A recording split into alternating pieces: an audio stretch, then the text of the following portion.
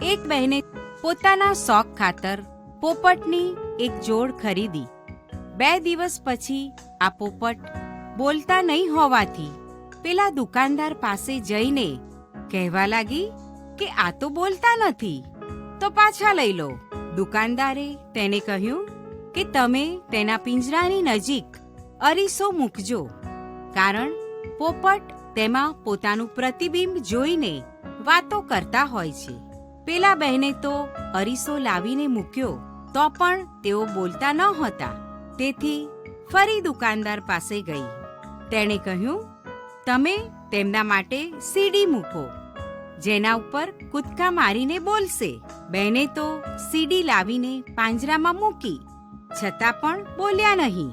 દુકાનદારે તેમને હિંચકો મૂકવા કહ્યું, તે પણ મૂક્યો, પણ બીજા દિવસે તો તેઓ મરી ગયા હતા. આ બહેન તો દુઃખી થઈને દુકાનદારને કહેવા માટે ગઈ. દુકાનદારે બહેનને પૂછ્યું કે મરતા પહેલા શું તેઓએ કંઈ જોયું હતું ખરું? બહેને કહ્યું, હું જ્યારે તેઓને લઈને હિંચકો ખરીદવા ગઈ હતી ત્યારે તેઓ એકદમ અશક્ત અવાજમાં બોલ્યા હતા કે શું આ સ્ટોરમાં કંઈ ખાવાનું મળે છે ખરું?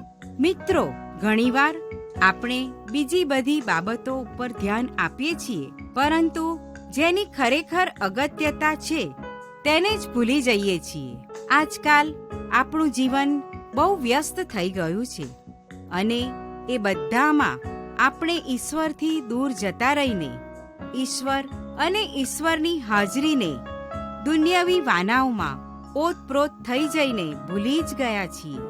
બાઇબલમાં કલોસીઓને પત્ર 3:2 આજ્ઞા આપવામાં આવી છે કે ઉપરની વાતો પર ચિત્ત લગાડો, પૃથ્વી પરની વાતો પર નહીં.